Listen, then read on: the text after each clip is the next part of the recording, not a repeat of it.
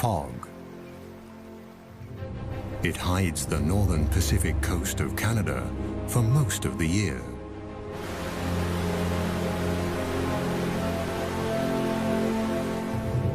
This is the Great Bear Rainforest, a forest full of mysteries and wild creatures.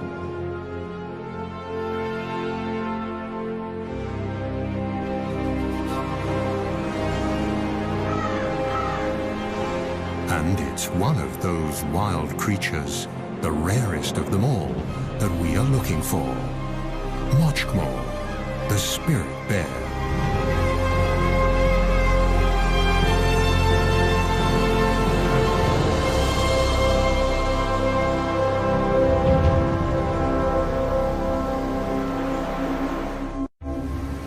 There are no roads in the Great Bear Rainforest.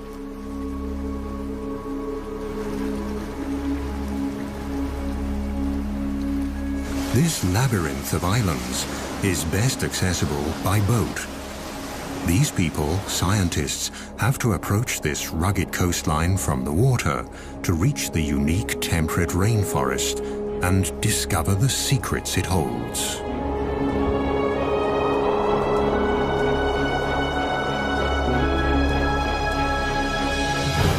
Few regions on our planet produce as much biomass as this rainforest. It's the world's largest and most productive temperate rainforest and thrives along the west coast of Canada, a vast 300-mile-long expanse of fjords and islands along the North Pacific.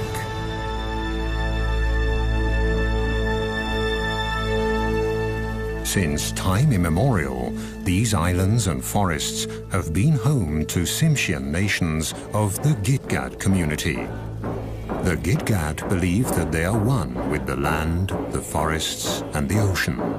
In their world, the animals are their brothers and sisters, and the time when the last ice age covered the west coast of Canada is also a part of this legend.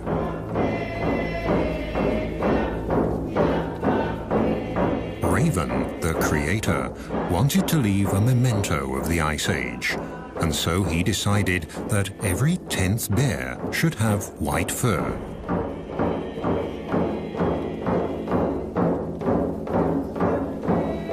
This, they say, was when the spirit bear was created, the white bear of the rainforest. To this day, these bears live deep in the forests, on the islands and along the wild rivers of the northern British Columbia coast. Only very few people have been lucky enough to catch sight of one.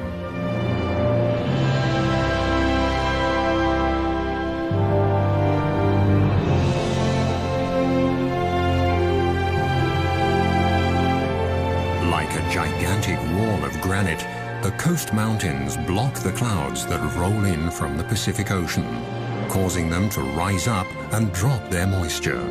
This almost incessant precipitation is the motor that drives the rainforest.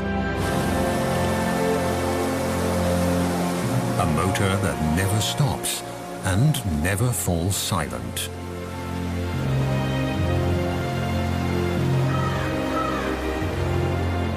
Everything in the rainforest, the rocks, the living and dead trees, are covered with a thick growth of mosses that have an important task.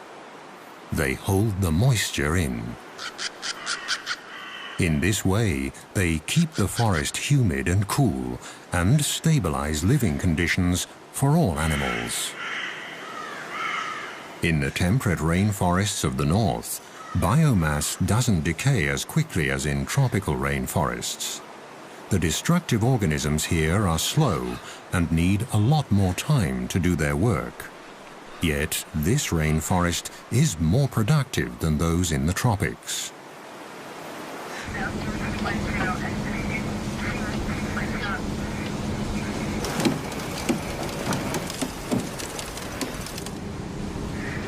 In this remote region, it isn't easy to do research or even travel at all.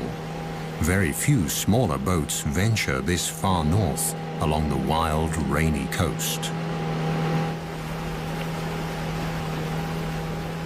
The only chance to find the bears is when they come down to the streams for the one big event of the year. The arrival of the salmon in late summer. For now, though, all is quiet.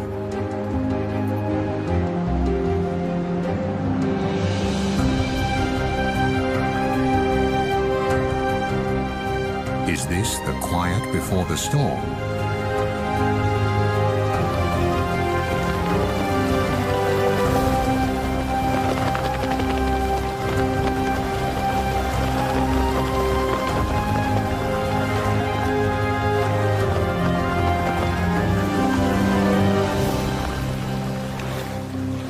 On the outer islands, the group discovers a pack of coastal wolves.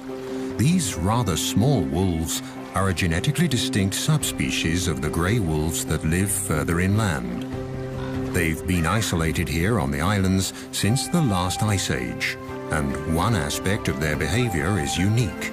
They're the only wolves that feed on fish. In fact, they live on fish and beached carcasses of marine mammals.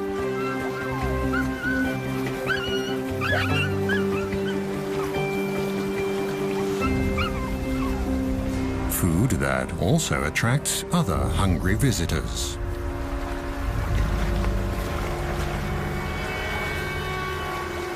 But the pups have nothing to fear from the black bear. During the spring and summer months, the bears eat berries and grass, and they move slowly to save energy because there are not enough nutrients in the grass to help them gain weight. The river otters living on these islands have also adapted to the salt water. The bear is no threat to them either. They're quick and clever.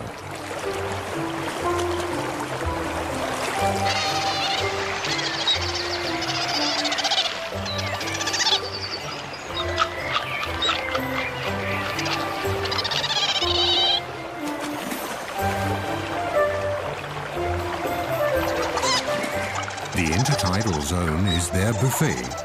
Mussels, small crabs and fish are their favorites, and they're always inquisitive explorers.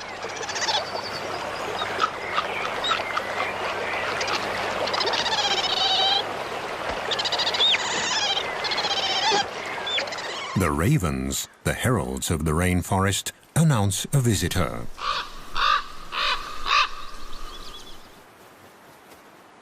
Marvin Robinson is a Tsimshian guide and a member of the Gitga'at First Nation. He's also looking for the salmon and the bears, the secret spirit bears. This forest means a lot for me. Like about 18 years ago, this is the very spot that I've seen my first spirit bear. So prior to that, it was all hush-hush about this bear, the sacred bear, really, to us. And we weren't even allowed to talk about it anytime. We were told to keep quiet if we seen one, don't tell nobody. It was a special treat to whoever got to see one. You know, there was very few that got to see one of these rare bears. And ever since I started, we've found some really special places that we keep to ourselves.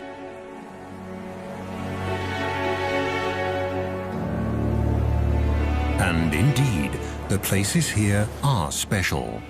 On the outer islands, waves and winter storms have created magical beaches. Most of the islands in the Great Bear Rainforest are rocky and precipitous. Wide estuaries and shallow coves are rare. But the steep cliffs also offer food. Here, with a little luck, a visitor could get a first glimpse of the mystic animal the experts are looking for, the famed spirit bear, one of the rarest animals on Earth.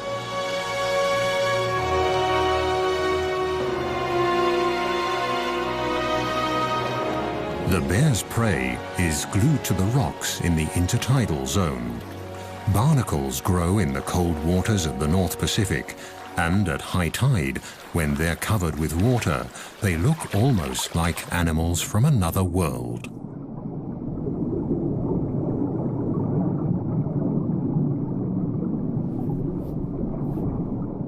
Their feathery arms filter plankton out of the water.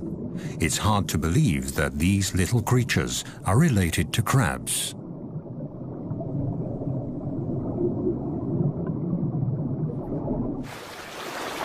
This bear's barnacle hunting shows again how important the ocean is for the nourishment of the forest dwellers.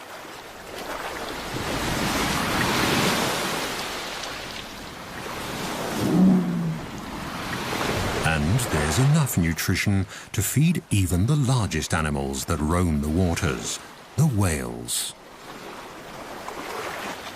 At low tide, barnacles and mussels are exposed along the rocky shores. Their shells are closed tight. For the spirit bear, detaching them from the rocks is no problem, and the reward is a very tasty snack.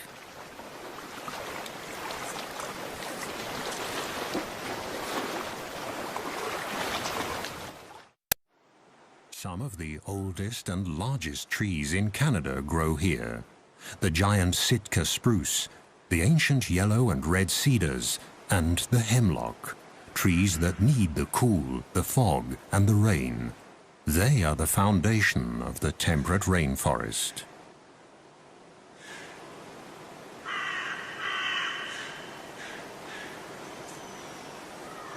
In August, the sweet fragrance of ripening berries wafts through the forest.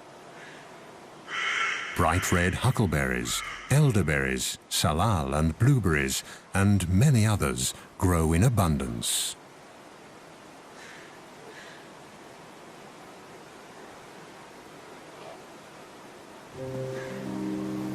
For the bears, the berries are a crucial staple to tide them over the leaner months of the summer before the salmon arrive.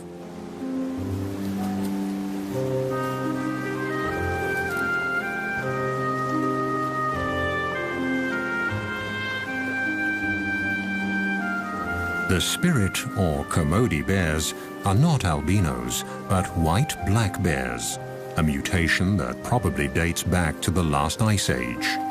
And between the rocks and the trees, white is a good camouflage.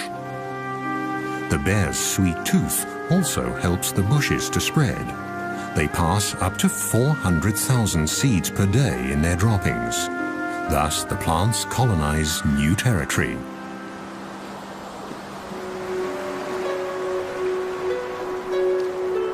In the temperate rainforest, fog can cover the land in a grey veil within minutes. And it can plunge a sunny landscape into deep gloom. Along the mainland coast, the islands of the Great Bear Rainforest lie close together. At high tide, millions of gallons of nutrient-rich salt water rush inland through the narrow channels to flow back out at low tide, thus linking the ocean and the land. The currents sweep along everything in their path, creating a rich broth full of life.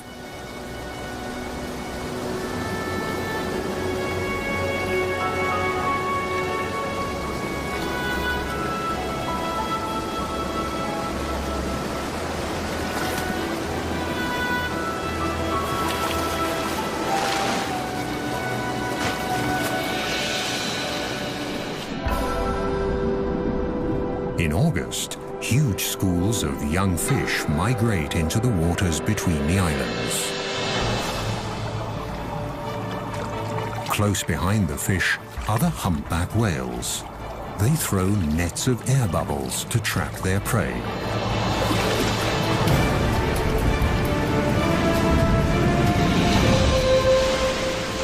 Success.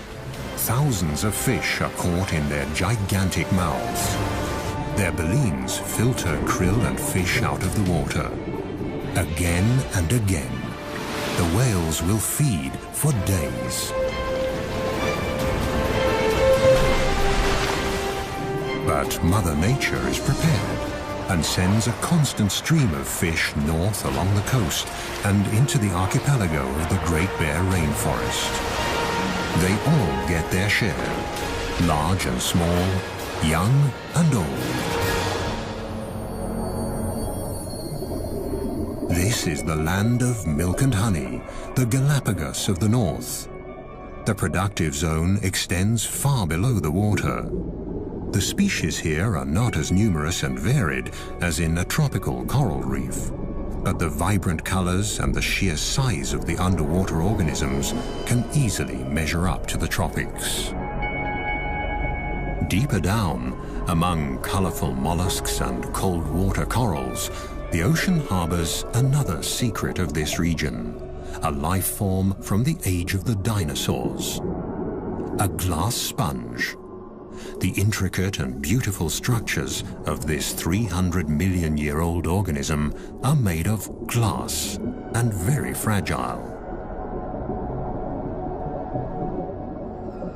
The rivers and streams of the Great Bear Rainforest wash sediment into the ocean constantly, and the nutrients slowly sink down and feed the coral. Its red branches that can thrive in this 6-degree cold water are the perfect hideout for small crabs and fish.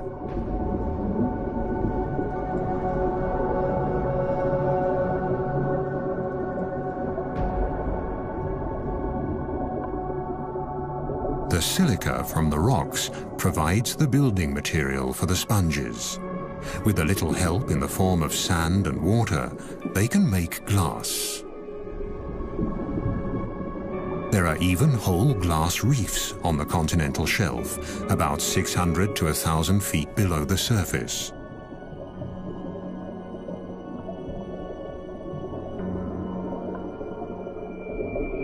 These ancient organisms build complete reefs, powered by nutrients and runoff from the rainforest. High above the reefs, a female humpback is playing with her calf. Thanks to the rich feeding grounds, the little one is growing fast. In a few months, when they leave the cold waters and head south, they'll need all their strength.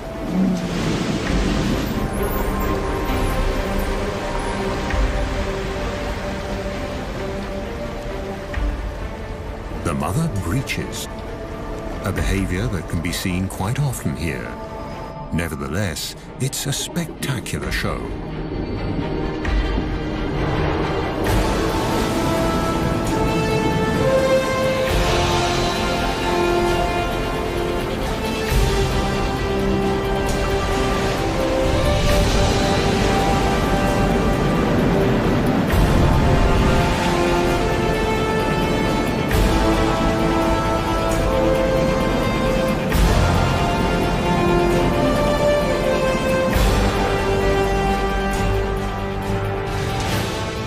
It's the beginning of September, and the fish run that all the animals here are anxiously waiting for is approaching.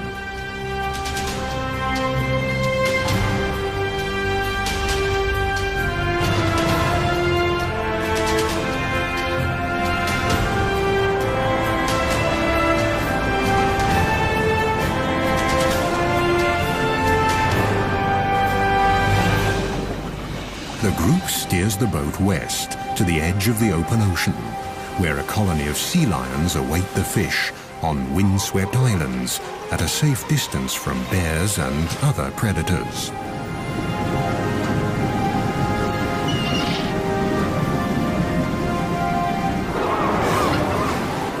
The Steller sea lions are the largest of the eared seals. They're an endangered species that lives on the rugged outermost islands along the Pacific coast.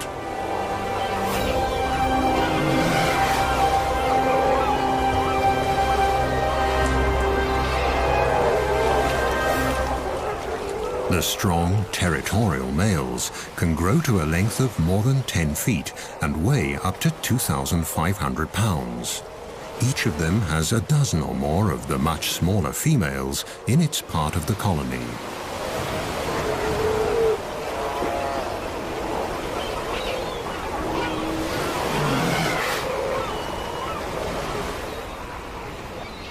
Since the 1970s, their numbers have plummeted, and scientists have yet to find out why. Overfishing of the Gulf of Alaska could be one of the reasons.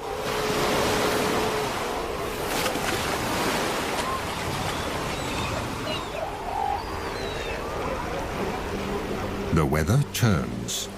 The first heavy rain of approaching autumn triggers the epic fish run. After 2 years in the ocean, the salmon are now returning to their birth streams.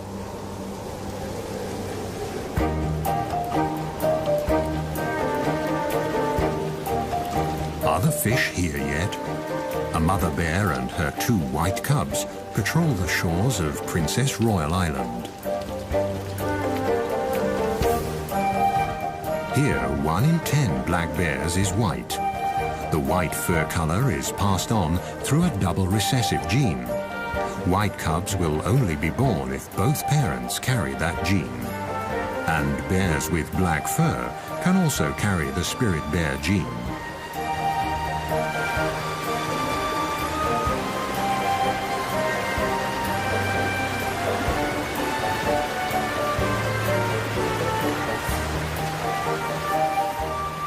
Eagles and river otters are the first to discover the approaching salmon run, which they are awaiting impatiently at the mouth of the river.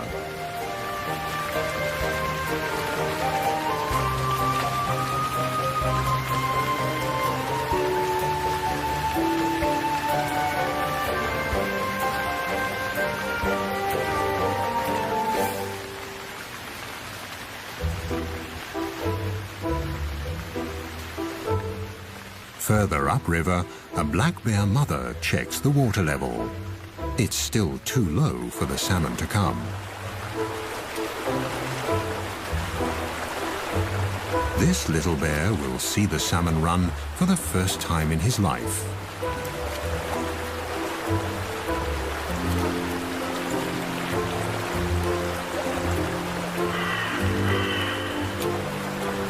It won't be long now.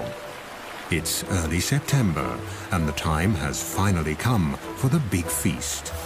Eagles and bears, sea lions, otters, even the trees are waiting for the arrival of the year's biggest single source of nutrition.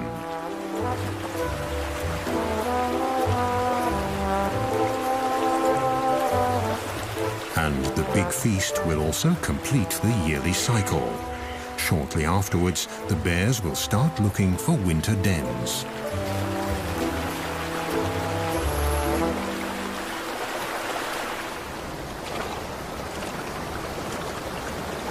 Bear tracker Marvin Robinson is hopeful. The rivers are rising. He's checking for clues on the islands as well as on the mainland.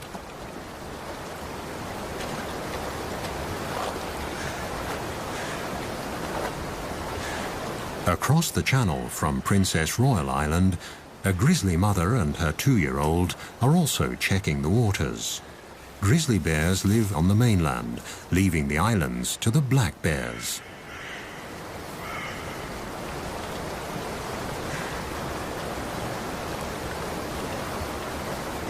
Grizzlies usually live higher up in the mountains, but for the salmon, even they descend to the estuaries along the coast. Marvin is concerned. The rains came late. He hopes the salmon run won't be affected.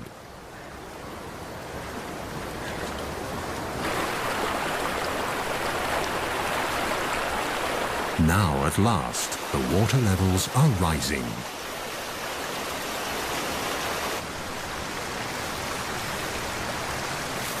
The grizzlies use the waiting time to stock up on sugar, trying to pull the last crab apples off the trees along the riverbanks.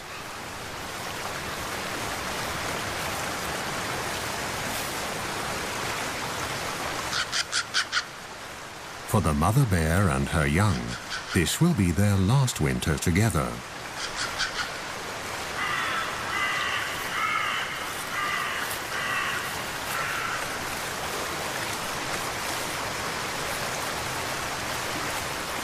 If she can fatten up enough for the winter, she'll have a new cub next spring. But if the salmon run isn't good enough, she'll reabsorb the already incubated egg in her womb during hibernation. Still no salmon, but now the autumn rains have really picked up. this region gets an incredible 4,500 millimeters of precipitation per year. That's 4 times the rainfall of a wet city like Vancouver, further south along the coast. This is a true rainforest. Autumn has arrived, and the first geese are migrating.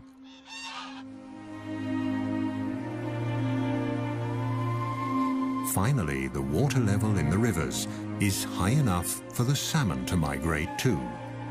They'll return to the self-same waters where they were born, among the gravel banks upstream. At 12-hour intervals, at high tide, new waves of hundreds of thousands of fish will rise in the river deltas on the coast and make their way up the streams.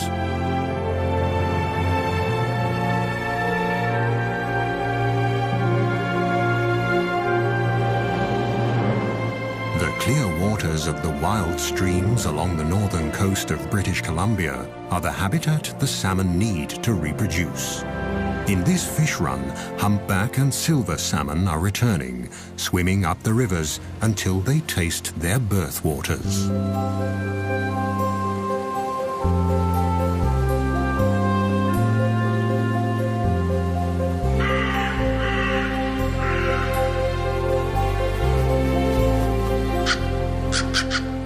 They're here. The ravens, the heralds of the forests, spread the news. It takes stamina and blind determination for the fish to get to where they have to go. It's now or never. This is their only chance to reproduce. But the predators are already lining up.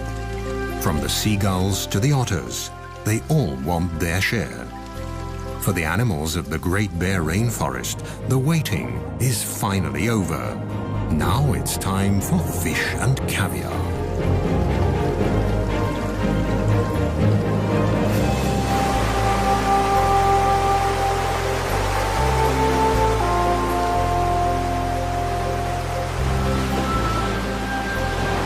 The fish that don't make it are swept away by the raging current, ending up on the rocks and in the kelp of the intertidal zone, right at the feet of the waiting bald eagle.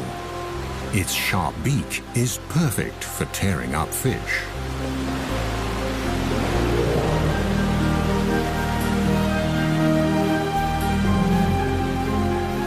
The gulls will get their fair share, but here on the Rain Coast, the bald eagle is the true king of the skies.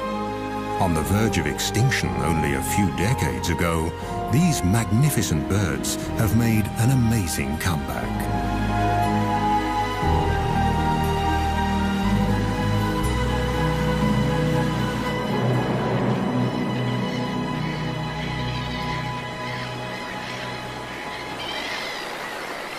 On a bank in the stream, the raven patiently waits for the black bear to finish his breakfast.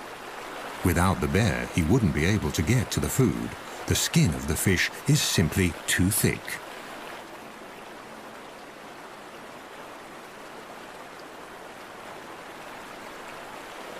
Come on, haven't you had enough yet?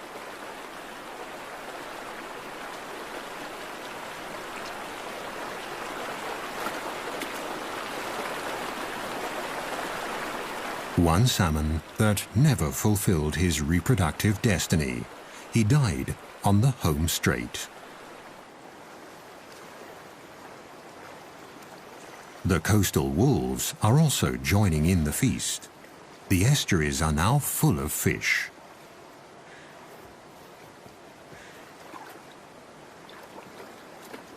The youngsters are still learning the tricks of the salmon trade. They follow their mother, and she tries to teach them. But for them, catching fish is still a game.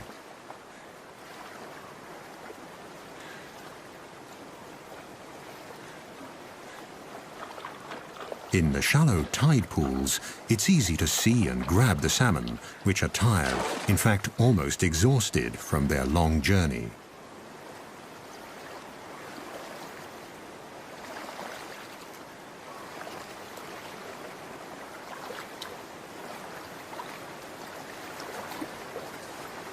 The death of this fish seems futile. There are so many of them, easy prey for the hunters. But it's not the individual fate that counts here. With their sheer numbers, the salmon feed the whole ecosystem.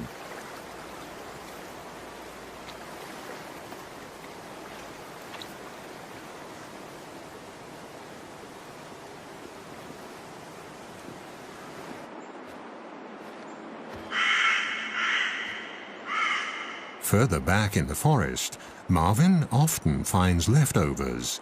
Sometimes the wolves carry the fish deep into the woods. The wolves don't consume the whole salmon. They only eat the brain. So they carry the salmon off and maybe a little bit further up the sides of the valleys and stuff because there's a parasite in salmon that if the wolves get it, it could kill them. So basically what happens with the wolves is they've taught each other that it's only safe to eat the brain. The gushing waterfall further upstream seems insurmountable. But the fish keep trying, again and again.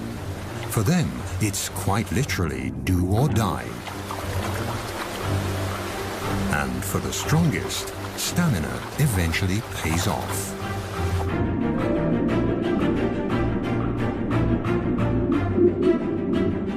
This salmon was born here 3 years ago. Now it has returned to its birthplace to spawn, in perfect sync with all the others of its generation.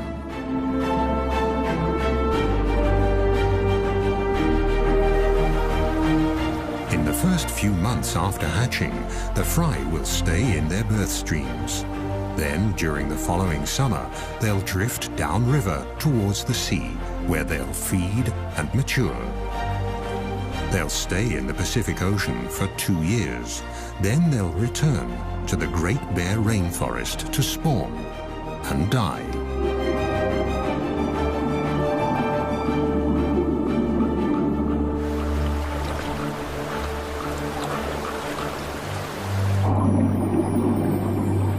In a rush of hormones and wild abandon, the fish become oblivious to their surroundings and their predators.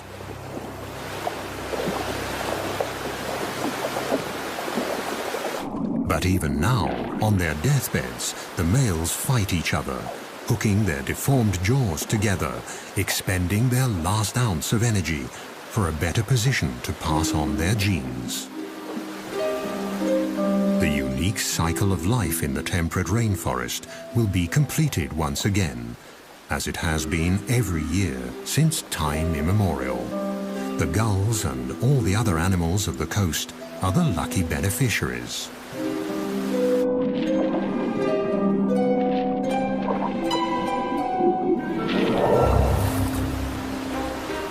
Foraging has become an easy task for the bear as well. The fish are in a daze, without much perception of their surroundings. They'll only react when the paw almost touches them. And jump is not an option anyway.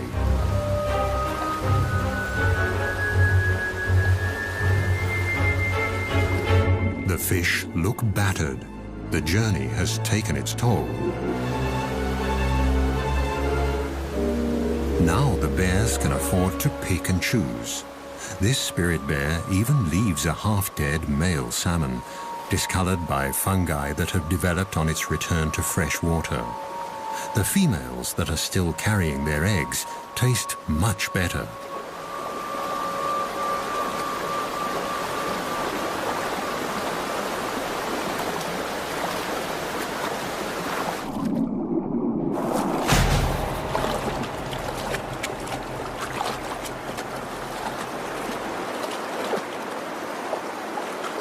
During the 10 days of this salmon run, every bear and every wolf will each carry about 1,600 fish off into the woods.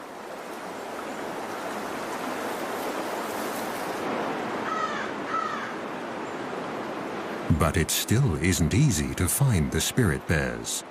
Even for experienced trackers like Marvin, who take researchers and visitors to these streams, it's a special treat to watch the white bears during the salmon run. So far, they've only seen black bears and squirrels.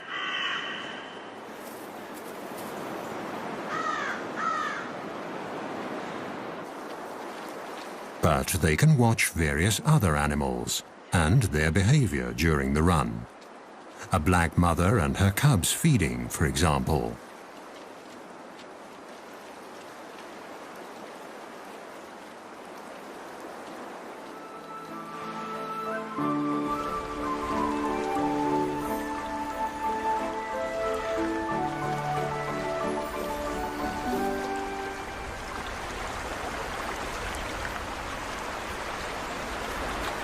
Let's see how to get to the fish.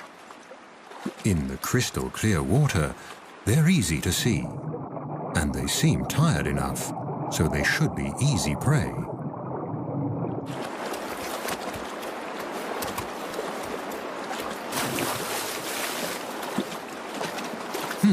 That wasn't too successful.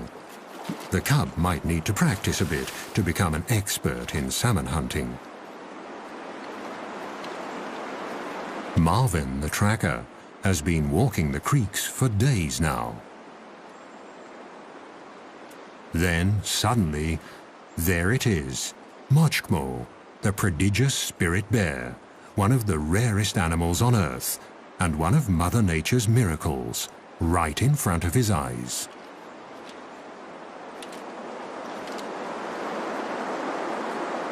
According to a scientific study, their white fur could give the Kermode bears a slight advantage in catching fish.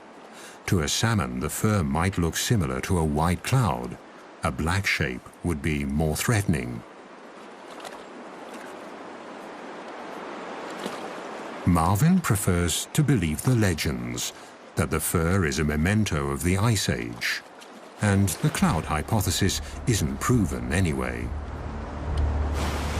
In lean years, the white fur might make a difference. But at the peak of a good salmon run, no bear, whatever its color, has any difficulty catching fish. The bears almost work themselves into a feeding frenzy. During the rest of the year, the white and black bears rarely mingle. But now they all converge at the prime spots on the streams.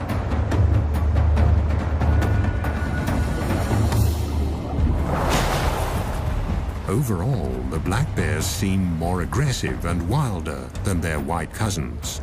But they're also more wary. Could it be because, unlike the white bears, they've been hunted before? But wary or not, all the bears have to come to the streams. They have to store fat for hibernation.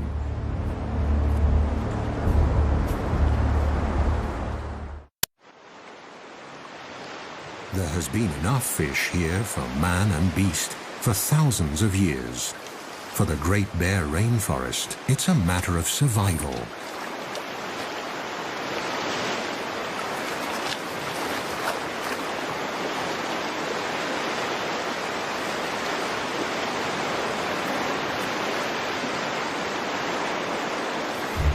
Let's hope for these young bears at their first salmon run that the future will hold the same life for them as the present.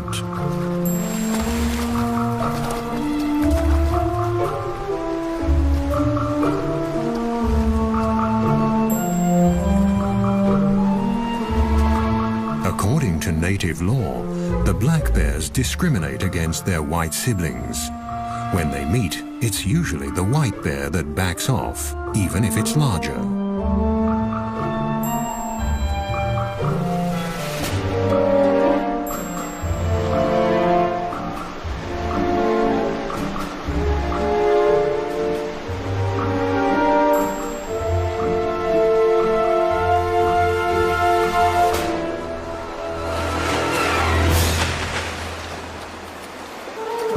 One last fish for the road should be all right. There are so many of them. But the envious competitor is watching, and so the spirit bear withdraws.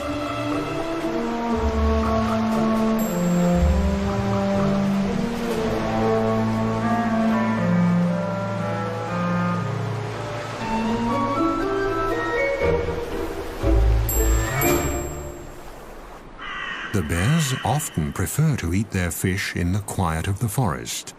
They use day beds in hollow tree trunks or small caves under roots where they rest and digest. Maggots, bugs, and many microorganisms help the process of decay and decomposition. Mosses can macerate the organic nitrogen and make it available to the trees. The salmon are actually feeding the rainforest. The thickness of the tree rings alone can show which years were good salmon years.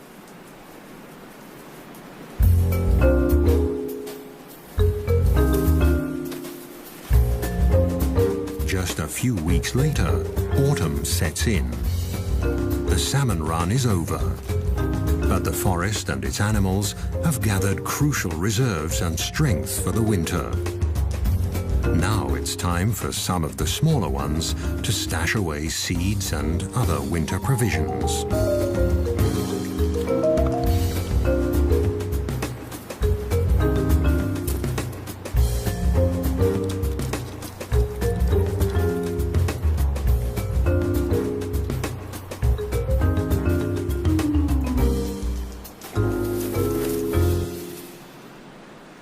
Now that the stomachs are full, silence returns to the Great Bear Rainforest. Herons and ravens take care of the leftovers of the feast. The remainder decays in or along the streams and is scavenged by the ever-present ravens. Whatever's left is swept into the ocean and becomes fertilizer, feeding the krill there. Nature almost seems wasteful, but this brief overabundance has a deeper purpose. The carcasses pass nutrients on into the water. This is their last gift to a new generation of salmon. Thus, the end of one fish run lays the foundation for the next. The parents make the ultimate sacrifice for the sake of their offspring. This cycle, already many thousands of years old, is the motor that drives the entire ecosystem of the temperate rainforest along Canada's northern Pacific coast. But it's not just the motor that makes a system function. Only if all the individual parts are in place and in the right place will the rare and special life forms along this coast survive. This is the insight the experts have come to on their way back from the expedition.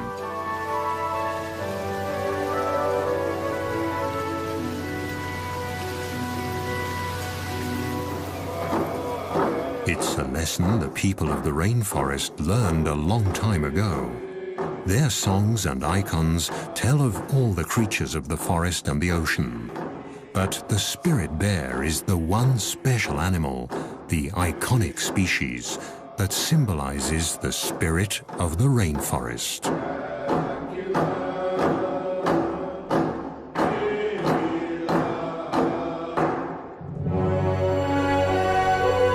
The freshwater streams and the mountains, the forest and the ocean, the winds, the plants and the animals, they all had to play their parts just right so that this temperate rainforest of Canada's northern Pacific coast could develop over thousands of years. It's a system that needs to stay intact, because only then will Mochgmo, the spirit bear, have a home for the future.